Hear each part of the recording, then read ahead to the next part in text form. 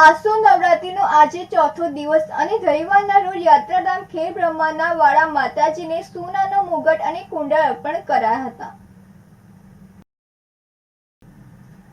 સાબરકાંઠા જિલ્લાના યાત્રાધામ ખેડ બ્રહ્માના શ્રી અંબિકા માતાજીને હીરાજડિત સોનાનો મુગટ તથા કુંડળ શ્રી અંબિકા માતાજી મંદિર ટ્રસ્ટ દ્વારા અર્પણ કરાયો હતો, જેમાં સુવર્ણ વજન 660.43 ગ્રામ થાય છે અને જેની અંદાજિત કિંમત ₹53,12,572 થાય છે તેવું મંદિર ટ્રસ્ટના મેનેજર દિલીપસિંહ કુંપાવતે જણાવ્યું હતું।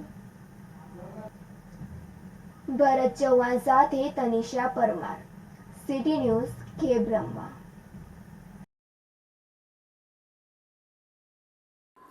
આજે આસો સુદ નવરાત્રિ ચાલી રહી છે એ નિમિત્તે શ્રી ખેડ બ્રહ્મા અંબિકા માતાજી ટ્રસ્ટ તરફથી શ્રી અંબિકા માતાજીને હીરા જડિત મુગટ આજે અર્પણ કરવામાં આવ્યો છે, જેનું અંદાજિત વજન 660.43 ગ્રામ છે અને એની કિંમત ₹53,12,572 છે, જે આજે ચોથા નવરાત્રિએ માતાજીને અર્પણ કર્યું છે।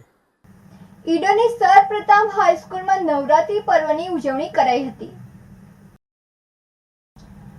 ઈડા પ્રજાકીય વિદ્યોતેજક સમિતિ સંચાલિત સર પ્રતાપ હાઈસ્કૂલ તથા વિવેકાનંદ વિદ્યા વિહારના સંયુક્ત ઉપક્રમે જગત જનની આદ્યશક્તિ મા જગદંબાની આરાધના માટે ગરબા મહોત્સવની શાળા પરિસરમાં ભવ્ય ઉજવણી કરવામાં આવી હતી। મહોત્સવમાં ઈડા પ્રજાકીય વિદ્યોતેજક સમિતિના પ્રમુખ જેટી ચૌહાણ, મંડળના હોદ્દેદાર નટુભાઈ પટેલ તથા ઠક્કર બાપા આશ્રમના સંચાલક અશોકભાઈ પરમારની મહોત્સવમાં વિશેષ ઉત્સાહપૂર્વક ઉપસ્થિત રહી મા જગદંબાની આરતી ઉતારી સ્નેહી વિશિષ્ટ પંડ્યા તરફથી તમામ વિદ્યાર્થીઓને પ્રસાદનું વિતરણ કરવામાં આવ્યું હતું। સમિતિ અને શાળા પરિવાર વતી તમામ દાતાઓને આ પાવન પ્રસંગે આભાર વ્યક્ત કરવામાં આવ્યો હતો।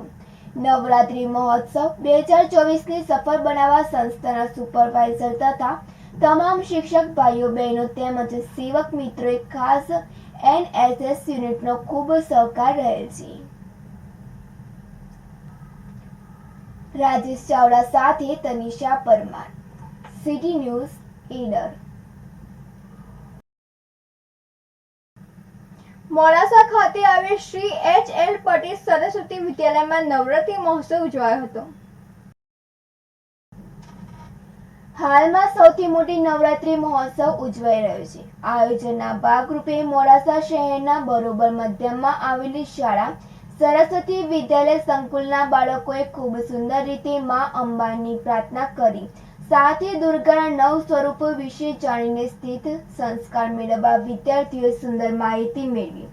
આજના આ કાર્યક્રમમાં 1200થી પણ વધુ વિદ્યાર્થીઓએ ગરબા સ્પર્ધામાં ભાગ લઈ સાથે નાના ભૂલકાઓમાં બાલ મંદિરમાં વેશભૂષાના જુદા જુદા વેશ ધારણ કરીને દરેકને મોહિત કર્યા।